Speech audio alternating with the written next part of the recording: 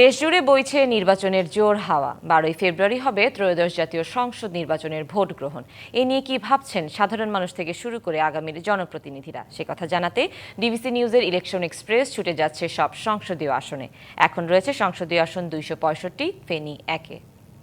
CSRM DBC news election express আজ সারাদিন থাকবে ফেনী জেলায়। এই মুহূর্তে আমাদের সাথে অতিথি হিসেবে যুক্ত আছেন ফেনী 1 আসনে ইসলামী আন্দোলন বাংলাদেশ মনোনীত প্রার্থী কাজী গুলাম কিবরিয়া।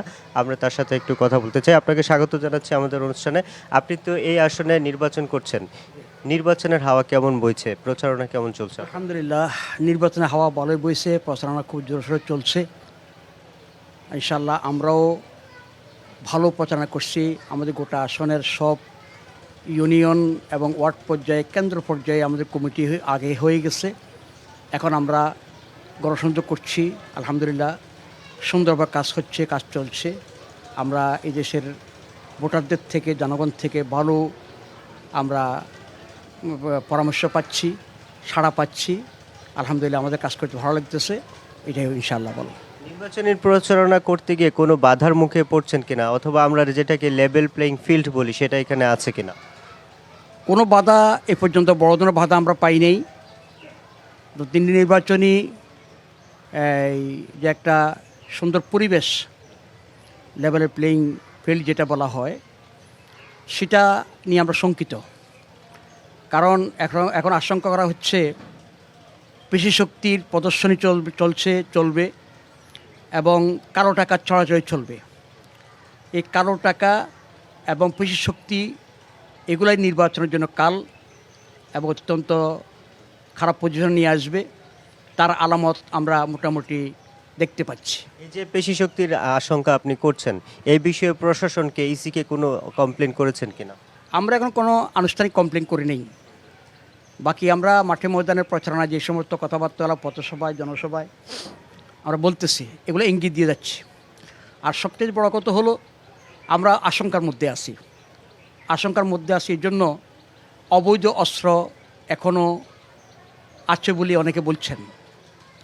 তাছাড়া 5ই আগস্টের আগে পরে যে অবৈধ অস্ত্রগুলো ব্যবহার হয়েছে, এগুলো পুরোপুরি উদ্ধার হয় নাই। এরপরে 5ই আগস্টের পরে অনেক থানা লুট হয়েছে, অস্ত্র লুট হয়েছে, সেগুলোও পুরোপুরি উদ্ধার হয়েছে, এই মর্মে কেউ রিপোর্ট দিতে পারে না। সে ব্যাপারে আমরা খুব শঙ্কিত। আমরা নিজেরা চলাফেরা করতে শঙ্কিত। আমরা নির্বাচনের মাঠে যাচ্ছি, খুব বয়স সংখ্যার মধ্যে যাচ্ছি।